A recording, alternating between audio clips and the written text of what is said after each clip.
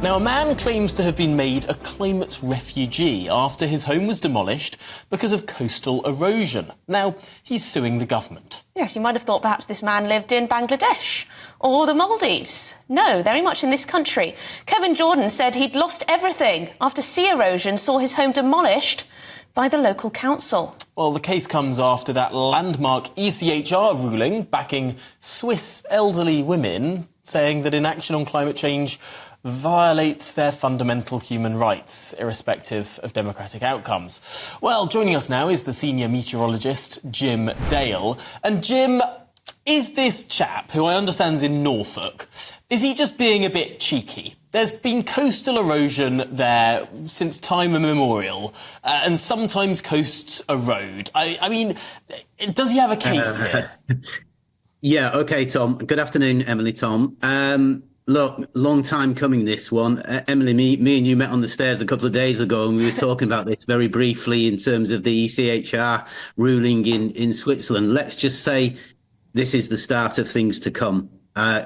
Let's take a step backwards first, though, and say the reason these things are happening is because the climate is ramping, and not just in Bangladesh, not just in America, not just in Thailand and places like this, but yes, at home as well.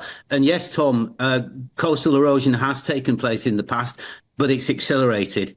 And Jim, what evidence do you have to show that? Because I'm willing to believe you that climate change is to blame for this chap losing his home, but I'm not convinced.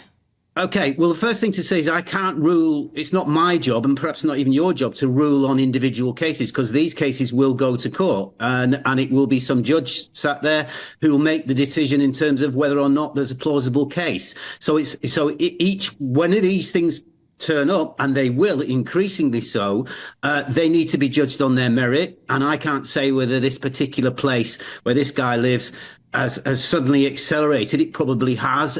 Sea levels starting to rise.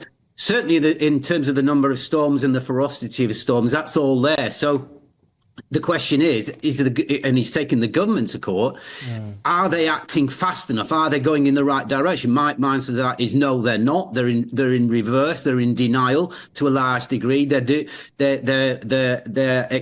pushing for new oil licenses, agreeing new oil licenses in the Rosebank field. So this is like going in the wrong direction. Jim, this man is a self-professed climate warrior. He's just trying to make a political point here, isn't it? This is just activism. Well, not necessarily. He's lost his house. I mean, it's hardly a political point when your house is gone. But Jim, hang on. You say there are new oil and gas licenses in the North Sea. Yeah. Perfectly true.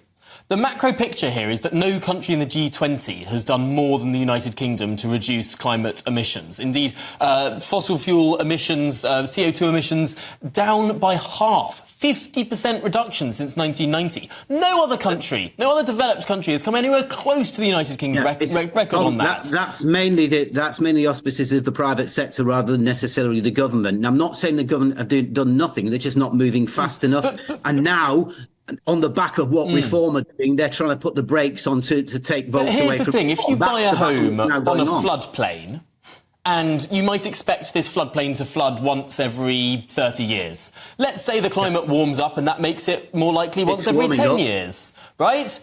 Yep. Do you have a case against this government, this country, that's doing more than just about any other country in the world to try and slow that down? Surely that's insane. Yeah, that's a good point, and that is why these things go to court to be argued, to be debated out. That's exactly the reason why.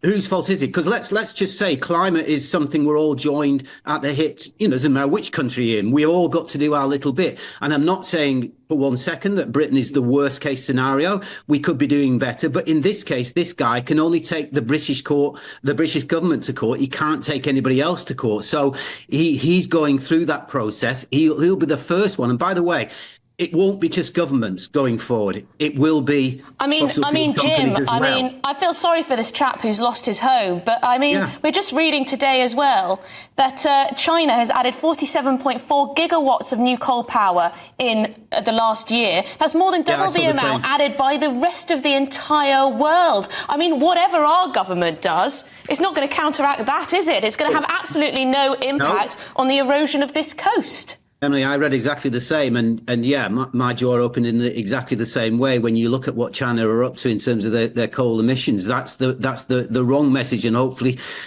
whether they can do it or not, Chinese people will take their government to court in the future when they get climate problems going forward. But look, yeah, we've all got to do our little bit, and if this guy feels that this government is responsible to whatever degree for his house falling into the sea, then so be it. That's a test case. That's what we go through. That's what the Swiss ladies went through in exactly the same way and won their case. I just make a marker here in the sand. These are the first of many going forward. So, I think you're right. I think you're right on that, yeah. Jim. I think you are right. And that ECHR ruling 2 days ago certainly shows the direction of travel. Thank you very much indeed, Jim Dale. Always great to speak to you, senior meteorologist. Well then, let us know what you make of all that. I'm sorry, if you buy a house on a cliff, is it really going to have sped up that much in the last... Your house was falling off the cliff anyway. If it falls off this year as opposed to next year and you say it's been marginally sped up, do you have a case against the government? Really? Well, clearly you do.